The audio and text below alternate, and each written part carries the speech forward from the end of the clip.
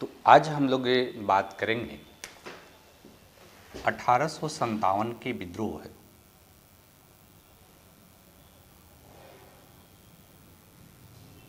की प्रकृति, right. Nature of 1857 revolt, nature of 1857 revolt. एक चीज़ ध्यान ये रखना है कि इतिहास में किसी भी टॉपिक के बारे में जब नेचर से संबंधित प्रश्न आएंगे, है ना, जैसे यहाँ पर 1857 के विद्रोह की प्रकृति या 1942 के भारत छोड़ो आंदोलन की प्रकृति या संथाल विद्रोह की प्रकृति या मुंडा विद्रोह की प्रकृति, एक तरह से प्रकृति से रिलेटेड जो टॉपिक है, जो क्वेश्चन है, जो प्रश्न है, उसका अंडरस्टैंडिंग एक तरह से डेवलप किया जा सकता है, राइट। प्रकृति से जितने भी टॉपिक होते हैं, ठीक है, उसमें विवाद होगा। पहला चीज कि ये विवादग्रस्त होगा।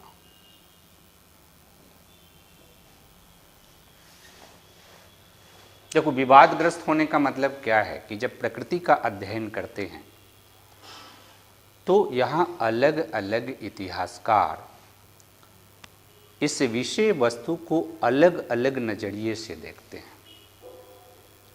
राइट। और जब अलग अलग नजरिए से इसको देखने का प्रयास करते हैं तो उसमें डिफरेंसेज आता है, राइट। तो जब कभी भी हम इसका इंट्रोडक्शन लिखने का प्रयास करते हैं कि प्रकृति का इंट्रोडक्शन,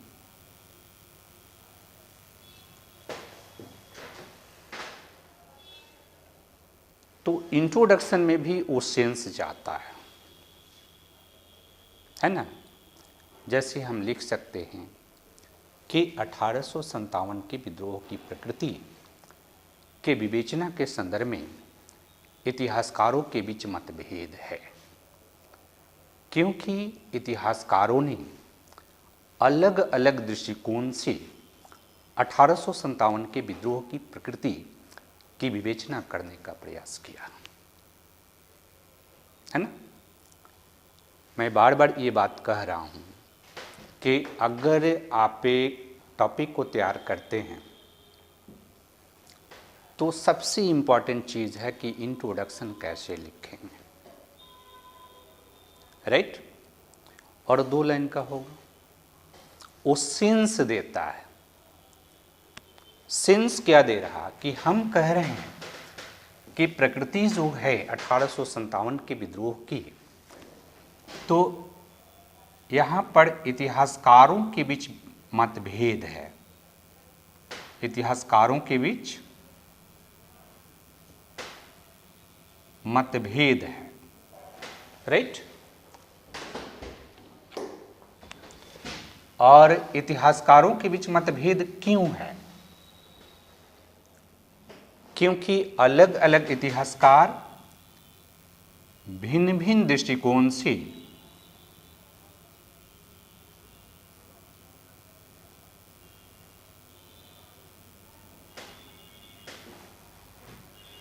प्रकृति की विवेचना कर रहे हैं। तो फिर आपको ये समझना होगा कि वे भिन्न भिन्न दृष्टिकोण से प्रकृति की विवेचना क्यों कर रहे हैं, राइट। क्यों नहीं एक ही तरीके से, एक ही तरह से 1857 के विद्रोह की प्रकृति की विवेचना करते हैं, है ना। तो एक तो इतिहास की घटनाएं पास्ट में होती है, दूसरा इतिहास सोशल साइंस है या ह्यूमैनिटीज का विषय है, और सोशल साइंस या ह्यूमैनिटीज का जो विषय होता है इसका नेचर क्या होता है? सब्जेक्टिव। राइट। तो अलग अलग जो इतिहासकार होते हैं उनके सामाजिक राजनीतिक परिवेश अलग अलग होता है, और वे जिस सामाजिक राजनीतिक परिवेश से संबंधित होते हैं, जिससे वे प्रभावित होते हैं, उसके अनुरूप वे घटनाओं की विवेचना करते हैं, और इसलिए उनके द्वारा घटनाओं की जो विवेचना की जाती है उसमें अंतर होता है। राइट। अब दूसरा इंपॉर्टेंट चीज़ है कि हम लोग इसको पढ़ रहे हैं बीपीएससी मेंस के लिए।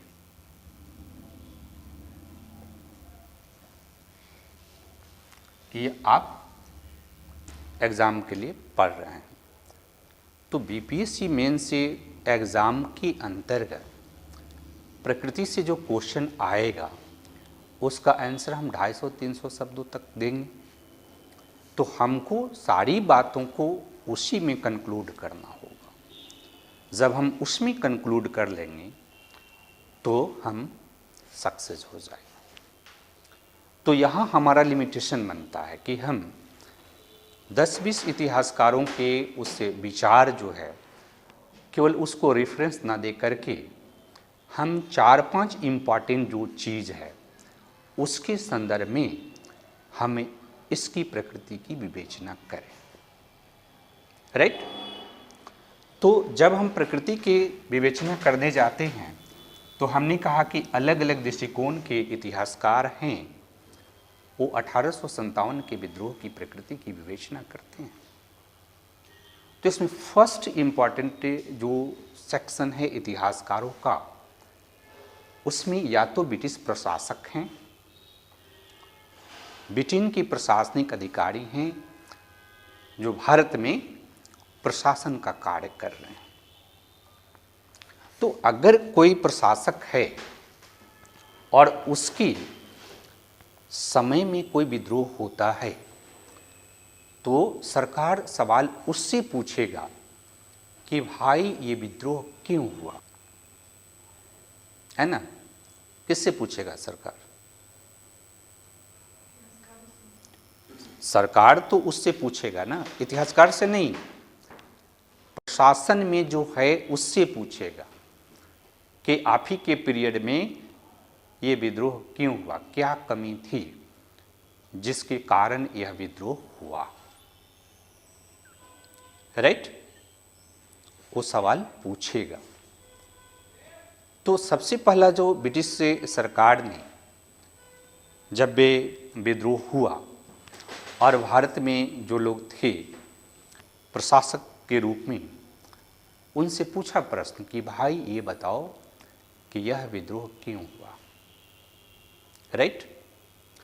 तो उसने जवाब दिया कि यह मूल रूप से एक सैनिक विद्रोह है। ठीक है।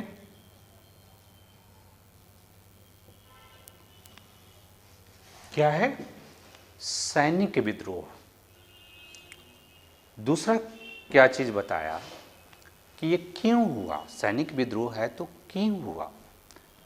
तो बोला कि प्रशासन में कुछ कमियां थी, बहुत ज़्यादा कमी नहीं थी, आधारभूत कमी प्रशासन में नहीं थी, लेकिन प्रशासन में कुछ कमियां थी जिसके कारण सैनिकों ने विद्रोह कर दिया। और जब सैनिकों ने विद्रोह किया तो इस सैनिक विद्रोह से कानून एवं व्यवस्था की स्थिति खराब हो गई।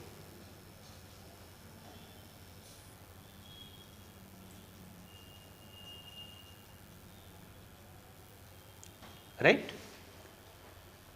और जब कानून एवं व्यवस्था की स्थिति खराब हो गई तो इसमें कुछ जनता भी शामिल हो गई, और जनता जो शामिल हो गई, यह जनता क्या करने लगी? लूटपाट करने लगी। राइट।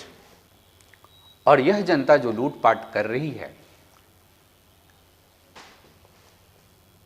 इसके कारण यह विद्रोह के रूप में प्रस्फुटित होती है।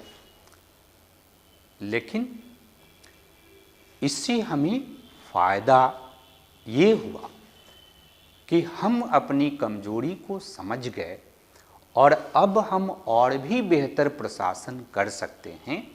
और अल्टीमेटली महज यह सैनिक विद्रोह था, महज यह सैनिक विद्रोह था। तो एक दृष्टिकोण जो ये ब्रिटिश प्रशासक एवं इतिहासकार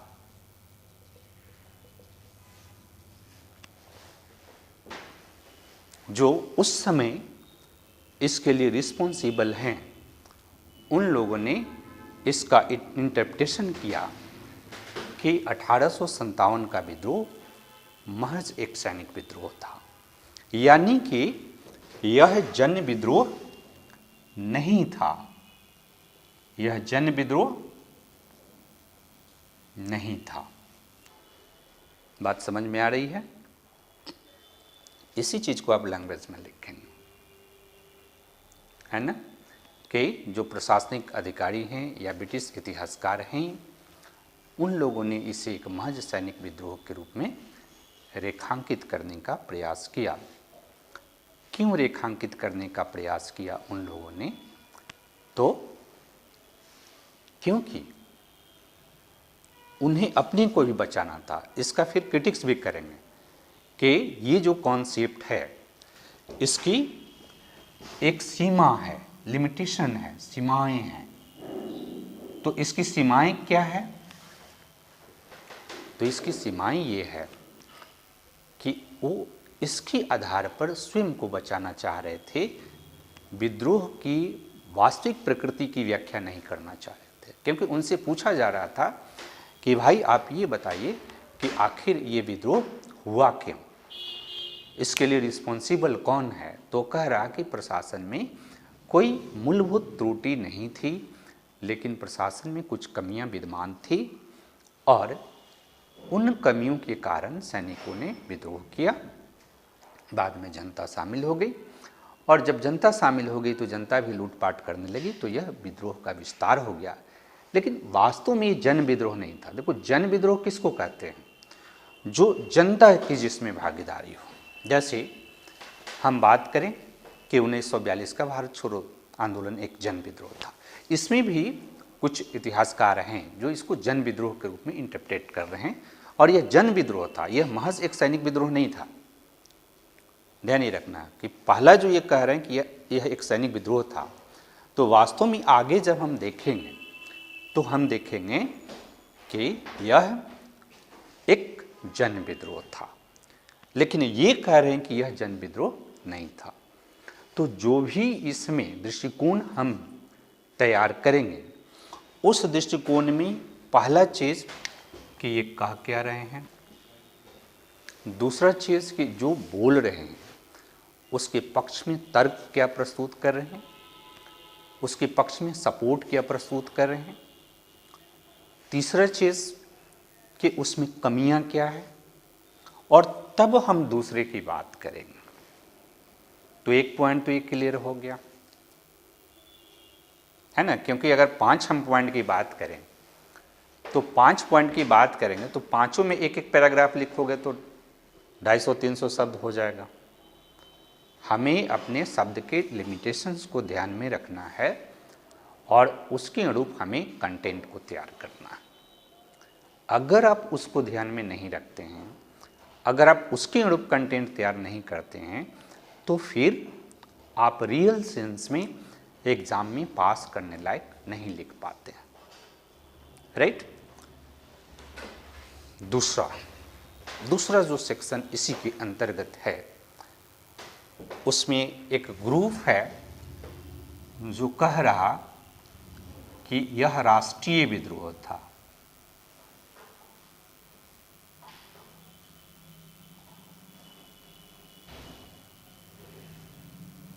ध्यान नहीं रखना,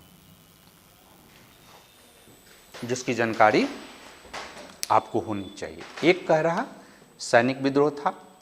हमने क्या देखा कि रियल में सैनिक विद्रोह नहीं था, बल्कि इसमें जन विद्रोह के तत्व थे।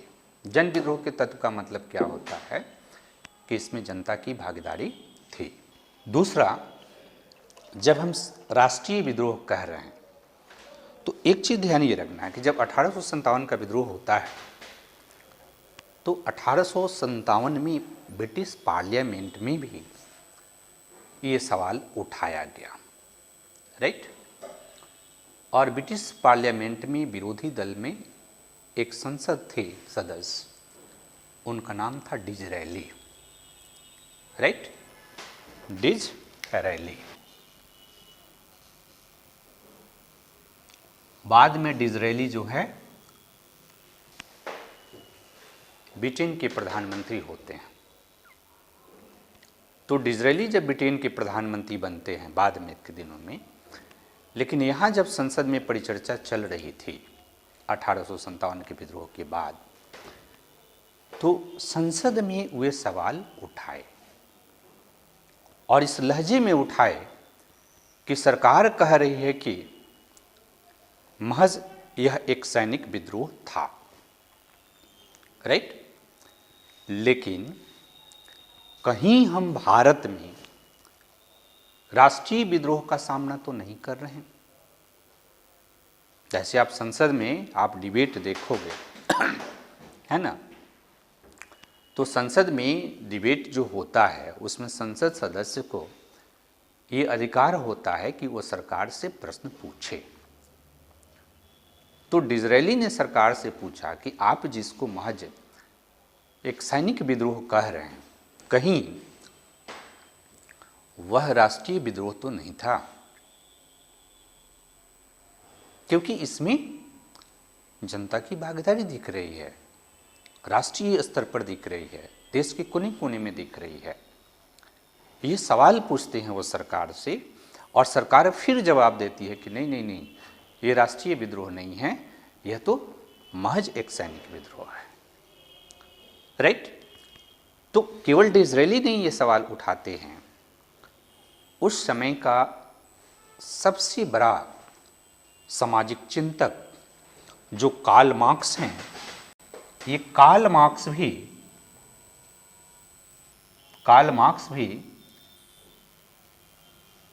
इसका इंटरप्रिटेशन करते हैं कि यह एक राष्ट्रीय विद्रोह था। कार्ल मार्क्स भी कहाँ के थे? ब्रिटेन के थे। और कार्ल मार्क्स बहुत बड़े सामाजिक चिंतक हैं। आज भी आप मार्क्स की थ्योरी को पढ़ते हैं, मार्क्स ने 1857 में ही ये बात कही थी कि 1857 का विद्रोह महज एक सैनिक विद्रोह नहीं है, बल्कि यह एक राष्ट्रीय विद्रोह था।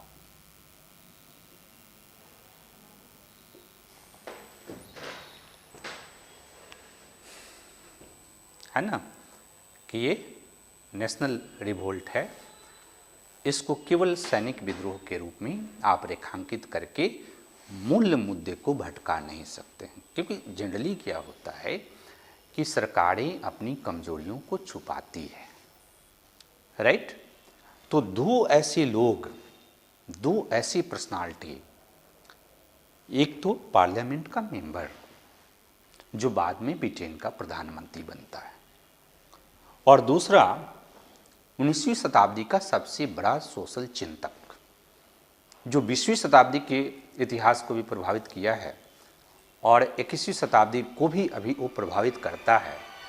तो ब्रिटिश जो पार्लियामेंट है, उस पार्लियामेंट के मेंबर थे डिज़रेली, बाद में प्रधानमंत्री बनते हैं। और ऐसा पर्सनालिटी जब सरकार जो कह रही है या भारत में जो प्रशासनिक अधिकारी हैं वो कह रहे हैं, उस पर सवाल उठाता है, तो ये जो अवधारणा है कि यह महज एक सैनिक विद्रोह था, ये धीरे धीरे खंडित होने लगती है, राइट।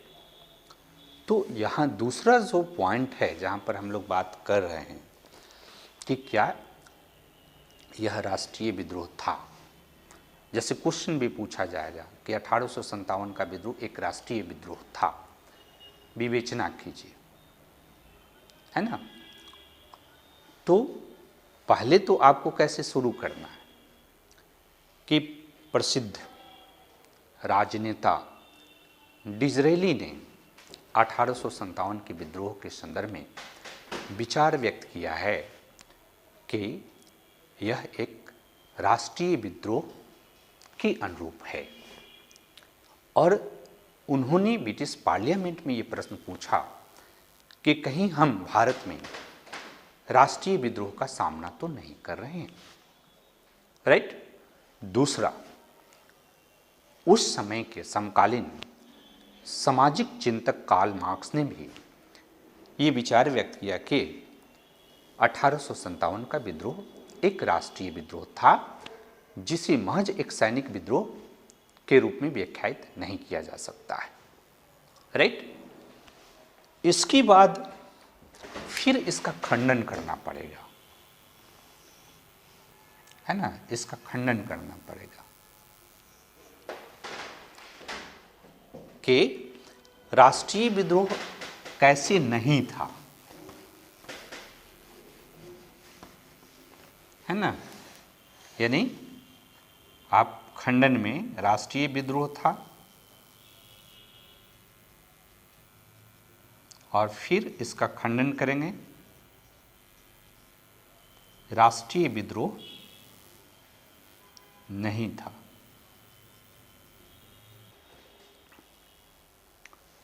तो इसके संदर्भ में क्या क्या आप तर्क दे सकते हैं, क्या क्या प्रमाण दे सकते हैं। तो तर्क में पहला इंपॉर्टेंट चीज कि भारत इस समय राष्ट्र नहीं था।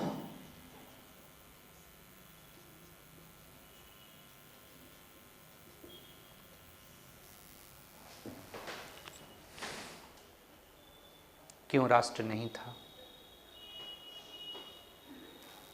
मैं कह रहा हूं कि भारत 1857 में एक राष्ट्र नहीं था क्योंकि भारत के संदर्भ में राष्ट्र एक आधुनिक अवधारणा है। भारत अभी राष्ट्रीयता के आधार पर संगठित नहीं था,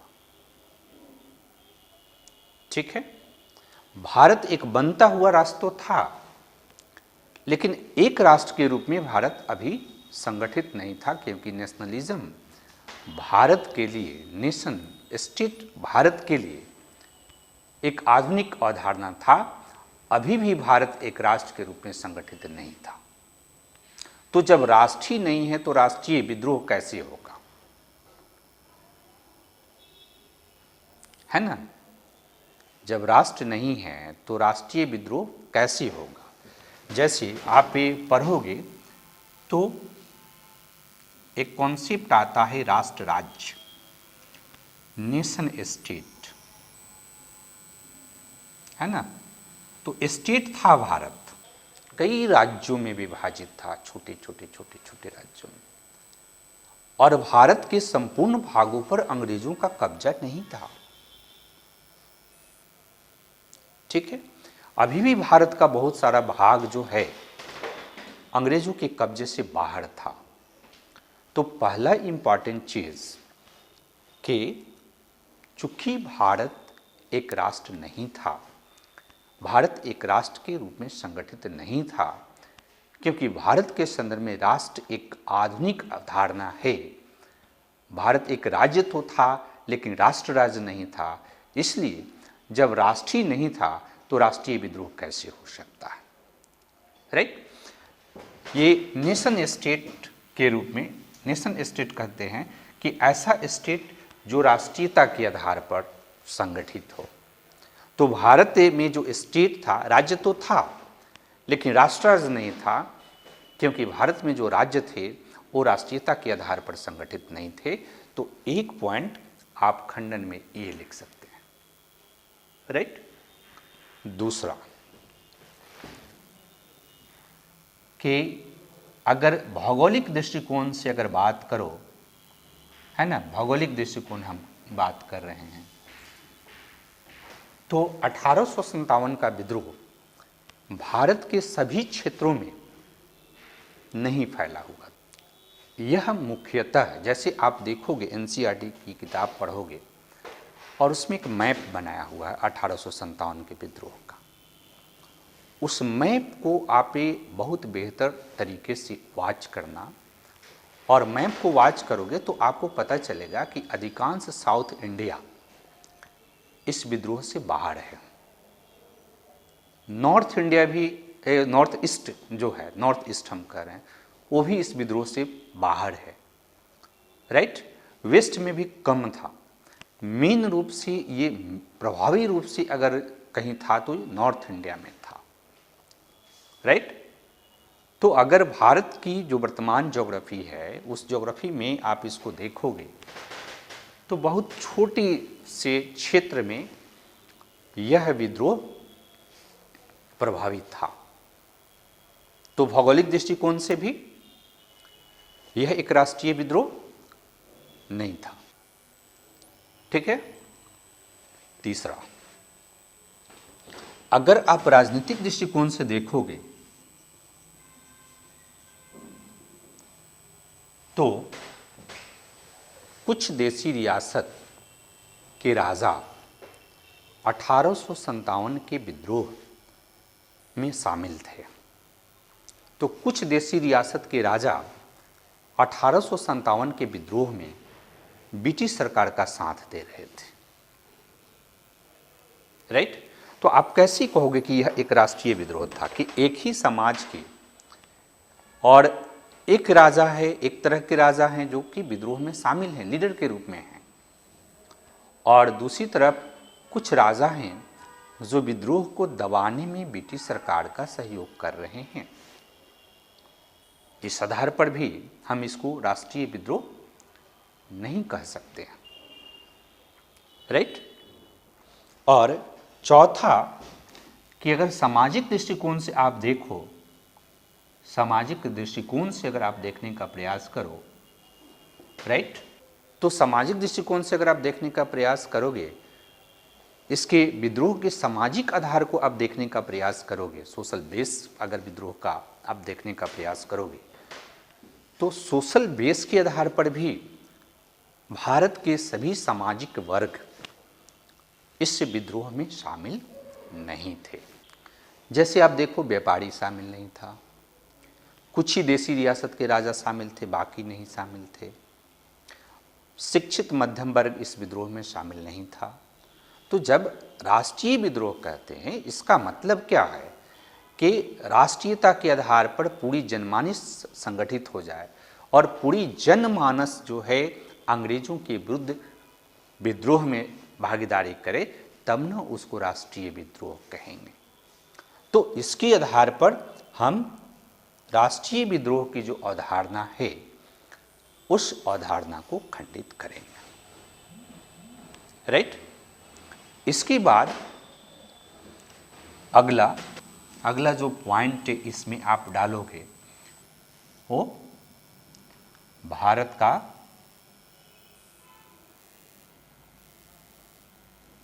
प्रथम स्वतंत्रता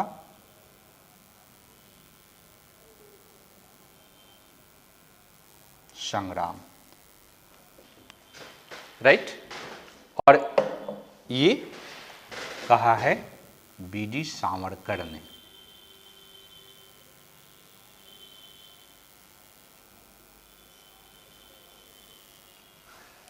ये 1909 ईस्वी में एक किताब लिखते हैं, first war of Indian, right, है ना।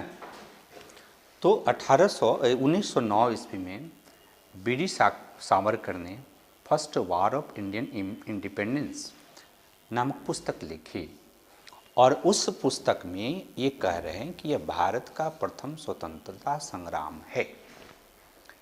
ये राष्ट्रीय विद्रोह से भी आगे जाते हैं, ध्यान नहीं रखना है कि इसके पहले जो हम लोगों ने चर्चा किया राष्ट्रीय विद्रोह था, और फिर हमने उसके बारे में बताया कि कौन कौन लोग इसको राष्ट्रीय विद्रोह के रूप में इंटरप्रेट कर रहे हैं, और फिर कैसी राष्ट्रीय विद्रोह नहीं था, राइट। लेकिन बीडी सावरकर उससे आगे जाते हैं और आगे जाकर के इसे भारत का प्रथम स्वतंत्रता संग्राम के रूप में व्याख्यायित करते हैं।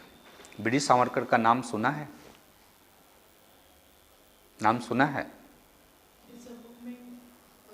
बुक में पढ़े हैं। तो बीडी सावरकर राष्ट्रवादी क्रांतिकारी नेता थे, है ना।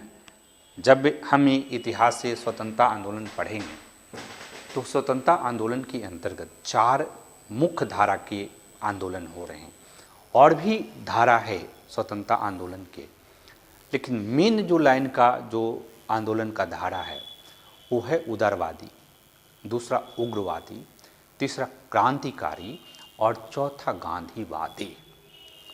तो सावरकर क्रांतिकारी थे और ये महाराष्ट्र के थे। महाराष्ट्र में भी इनका था, बहुत बड़ी इनकी भूमिका थी क्रांतिकारी आंदोलन में। और फिर 1904 ईस्वी में इंडिया हाउस की स्थापना की गई थी लंदन में, उसके ये मेंबर भी बाद में बने और वहाँ भी जाकर के क्रांतिकारी आंदोलन का सूत्रपात करते हैं। तो ये एक किताब जो लिखते हैं और उस किताब में ये कह रहे हैं कि जो 1857 का विद्रोह है, यह विद्रोह भारत का प्रथम स्वतंत्रता संग्राम है। तो यह विद्रोह भारत का प्रथम स्वतंत्रता संग्राम है। इसे राष्ट्रीय विद्रोही मत सोचिए और सैनिक विद्रोह मत सोचिए, क्योंकि जो लोग विद्रोह कर रहे थे वे स्वतंत्रता प्राप्त करने के लिए विद्रोह कर रहे थे। वो फ्रीडम चाहते थे अंग्रेजों से। अब ध्यान ये रखना है कि ये ऐसा क्यों कह रहे थे, है ना।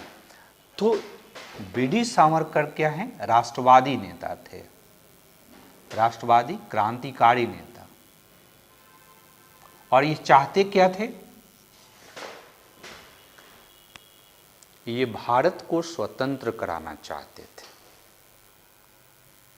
ठीक है। और भारत को स्वतंत्र कराने के लिए ये जो लोग संघर्ष कर रहे थे उनको मोटिवेट करने के लिए इतिहास का इस्तेमाल करना चाह रहे थे, है ना। कई बार इतिहास से का वर्तमान में इस्तेमाल किया जाता, उसका इंटरप्रिटेशन करते हैं अपने हितों की पूर्ति के लिए। तो बीडी सावरकर उन स्वतंत्रता जो सेनानी थे, क्रांतिकारी थे, उनको मोटिवेट करने के लिए कह रहे हैं कि हमसे बहुत पहले 1857 में ही हमारे देश के लोगों ने एक विद्रोह करके और अंग्रेजों को बाहर भगाने का काम किया। तो उस भारत के प्रथम स्वतंत्रता संग्राम के अवसर पर ये सेमिनार भी करते हैं और उसमें उसे घोषित करते हैं कि यह एक राष्ट्रीय विद्रोह ही नहीं, यह एक भारत का प्रथम स्वतंत्रता संग्राम है। फिर इसे हमें देखना पड़ेगा कि ये भारत का प्रथम स्वतंत्रता संग्राम है या नहीं है, राइट। तो इसके खिलाफ में जो एक और भारत के इतिहासकार हैं वो हैं आरसी मजूमदार।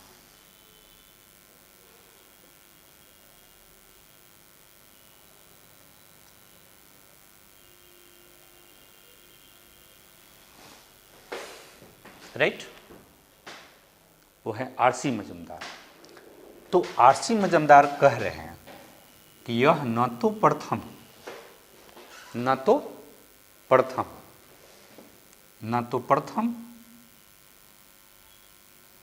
राष्ट्रीय विद्रोह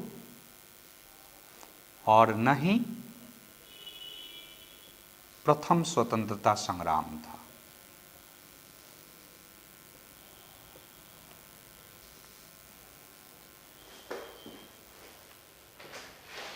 है ना। जैसे बीडी सावरकर का अगर खंडन करना हो, देखो ये टॉपिक है, इसमें तो कमेंट आपको याद करना ही पड़ेगा।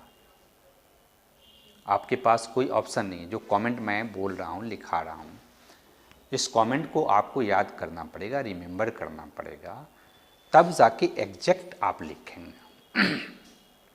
और एग्जैक्ट लिखेंगे तो फिर मार्क्स आपको मिलेगी। तो ये कह रहे हैं कि न तो प्रथम राष्ट्रीय विद्रोह और न ही प्रथम स्वतंत्रता संग्राम था। तो राष्ट्रीय विद्रोह नहीं था, इसका लॉजिक तो हमने आपको दिखा दिया है, वो लॉजिक यहाँ पर लिख सकते हैं।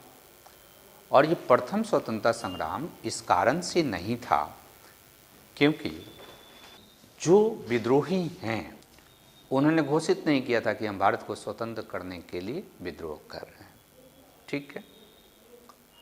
दूसरा, जब विद्रोह सफल हो गया, जहाँ जहाँ विद्रोह सफल हुआ, तो इसके पहले वाले क्लास में भी हमने चर्चा किया था कि इसके अंतर्गत जो विद्रोही थे और जो लीडर थे, जो देशी रियासत के राजा थे, विद्रोह के बाद वो अपनी पहले की जो रियासत था उसको स्टेबल करने का प्रयास करते हैं, ना कि स्वतंत्र भारत को स्वतंत्र करने का प्रयास करते हैं। वो क्या करते हैं? अपनी जमींदारी को बचाने का प्रयास करते हैं, अपनी देशी रियासत को पुनर्स्थापित करने का प्रयास करते हैं। और जो जनता शामिल हुई थी वो जनता भी स्वतंत्र करने के लिए शामिल नहीं हुई थी। जनता को तकलीफ़ें थी और इस कारण से जनता में आक्रोश था और वह आक्रोशित जनता जो है इसमें शामिल हो गई थी और इसलिए इसको न तो प्रथम राष्ट्रीय विद्रोह कह सकते हैं और न ही प्रथम स्वतंत्रता संग्राम कह सकते हैं। तो इतनी चर्चा करने के बाद हमारे मन में एक प्रश्न ये भी आएगा कि जब ये सैनिक विद्रोह नहीं था, जब ये राष्ट्रीय विद्रोह नहीं था, जब ये प्रथम स्वतंत्रता संग्राम नहीं था, तो फिर क्या था? है ना? फिर क्या था? तो फिर क्या था, इसके लिए दो चीज़ ध्यान में रखना है। एक तो हैं एस.बी. चौधरी। देखो, पहले ही मैंने कहा कि कई इतिहासकारों ने इस पे काम किया है, राइट। उसमें हमें सिलेक्शन करना पड़ता है कि हम किसको यहाँ पर सिलेक्ट करें, राइट। और फिर जब हम उसको सिलेक्ट करते हैं तो वो क्या कमेंट कर रहा, और सीक्वेंस भी ध्यान में रहना है। सीक्वेंस क्या है कि हम लोग सैनिक विद्रोह की बात कर रहे हैं, इसी में हमने ये बात भी जोड़ा था कि यह जन विद्रोह नहीं था। फिर राष्ट्रीय विद्रोह की बात की, फिर उसका खंडित किए कि यह राष्ट्रीय विद्रोह नहीं था। फिर प्रथम स्वतंत्रता संग्राम की बात किए, फिर आर.सी. मजूमदार ने उसका खंडन कर दिया कि यह प्रथम स्वतंत्रता संग्राम नहीं था और न ही प्रथम राष्ट्रीय विद्रोह था। तो एस.पी. चौधरी ने जो विश्लेषण किया, इसमें ये कह रहे हैं कि यह एक जन विद्रोह था।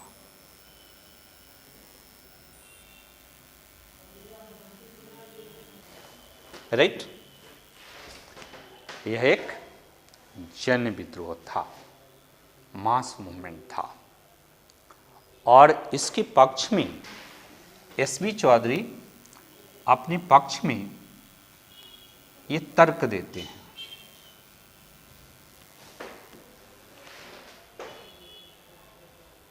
अगर आप कोई बात कहते हैं तो फिर आपको उसके बारे में तर्क देना होगा, उसके बारे में सपोर्ट देना होगा, तभी तो आप बात कर सकते हैं, अदरवाइज बात का कोई अर्थ नहीं है।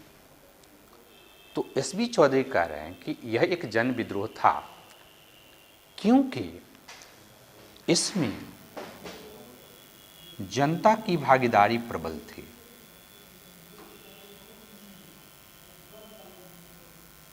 पहला चीज,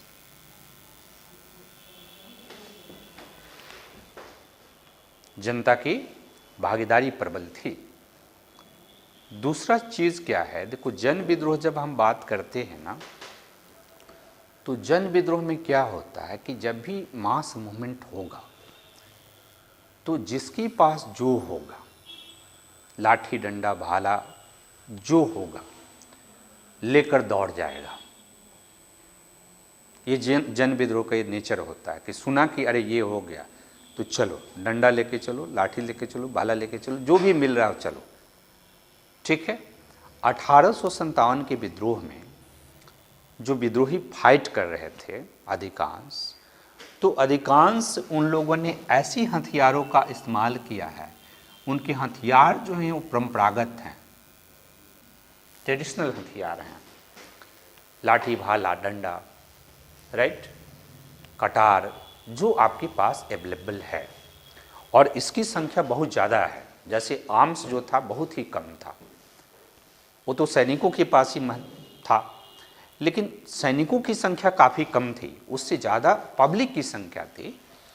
और पब्लिक जब सुनती है कि विद्रोह हो गया अंग्रेज़ों के खिलाफ, तो लेकर दौड़ जाती है, राइट। क्योंकि जो विद्रोह का रिपोर्ट आता है, जब सरकार विद्रोह को समाप्त करती है, तो जो लोग गिरफ्तार होते हैं, और जो लोग गिरफ्तार होते हैं उनसे जो आर्म्स प्राप्त हुआ है, उसमें मैक्सिमम आर्म्स जो है, जो परंपरागत आर्म्स से वो है। ठीक है। और तीसरा कि जब जो लोग गिरफ्तार किए गए हैं,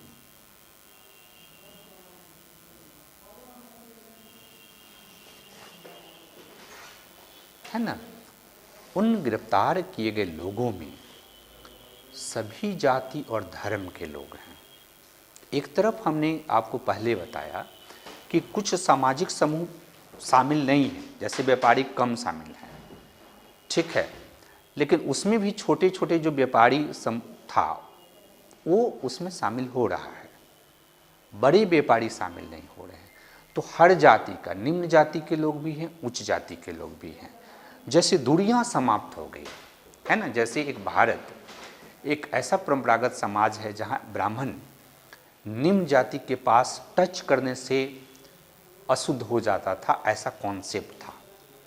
लेकिन 1857 के विद्रोह को जब एनालिसिस किया जाता है, जो लोग गिरफ्तार किए जाते हैं, और उनका जो फाइंडिंग आता है, उस फाइंडिंग में क्या आता है कि जो जातियां हैं वो सभी जाति के, निम्न उच्च मध्यम सभी जाति के लोग जो हैं एक साथ फाइट कर रहे हैं। और इसलिए एसपी चौधरी कह रहे हैं कि यह जन विद्रोह था। ठीक है, अधिकांश लोग जन विद्रोह पर सहमत हैं। लेकिन लास्टली अगर हम कंक्लूजन की बात करें कि कंक्लूजन में हमें कुछ लिखना हो, तो लास्टली हम कंक्लूजन की बात करें तो एक रिसेंट अध्ययन है ना, आधुनिक शोध, ये है सीए बेली, सीए बेली। इन्होंने रिसेंटली जो है 1857 के विद्रोह की प्रकृति पर रिसर्च किया है। तो ये रिसर्च कर रहे हैं, तो इस रिसर्च में मतलब अगर आप लिखना चाहे कि अध्ययना आधुनिक लिख दीजिए, आधुनिक शोध में ये कुछ बातें उठा रहे हैं। दो बात आपको ध्यान में रखना है। ये कह रहे हैं कि यह देशभक्ति पूर्ण भावना से प्रभावित राष्ट्रीय विद्रोह है। यह देशभक्ति पूर्ण भावना से या देशभक्ति पूर्ण राष्ट्रीयता से प्रभावित विद्रोह है। ये कह रहे हैं कि राष्ट्रीयता की जो राष्ट्र है, वो राष्ट्र के रूप में अभी भी भारत संगठित नहीं है। ठीक है, राष्ट्र के रूप में भारत संगठित नहीं है, लेकिन 1857 के जो विद्रोही थे, ये देशभक्ति की भावना से प्रेरित थे। और देखो, देशभक्ति को ये बड़ा इंटरप्रेट करते हैं, जैसे अंग्रेजों ने इंटरप्रेट क्या किया था कि चूंकि भारत में एक आधुनिक राष्ट्र के रूप में भारत संगठित नहीं है, तो भारत में आधुनिकता पश्चिम से आई है और इसलिए ये राष्ट्रीय विद्रोह नहीं है। लेकिन ये इंटरप्रेट कर रहे हैं कि ठीक है, जिस तरह से यूरोप में राष्ट्रीयता का डेवलपमेंट हुआ उस तरह से भारत में राष्ट्रीयता का डेवलपमेंट 1857 में नहीं हुआ था। लेकिन देशभक्ति, मातृभूमि के प्रति समर्पण की भावना भारतीयों में कुट-कुट कर भरी हुई थी और हर भारतीय जो थे अपने रीजन के प्रति, अपने क्षेत्र के प्रति, अपने मातृभूमि के प्रति समर्पित थे। तो उनको ये भावना उनमें आई। एक तरफ क्या था कि शोषण, सबका शोषण हो रहा था, तो सबका शोषण हो रहा था, तो उस शोषण ने आक्रोश उत्पन्न किया। दूसरी तरफ पहले से ही देशभक्ति की भावना डेवलप हो रही थी, इसलिए देशभक्ति की भावना से प्रेरित जन विद्रोह के रूप में हम इसको रेखांकित कर सकते हैं। और इसलिए 1857 के विद्रोह को देशभक्ति की भावना से प्रेरित जन विद्रोह कहा जा सकता है।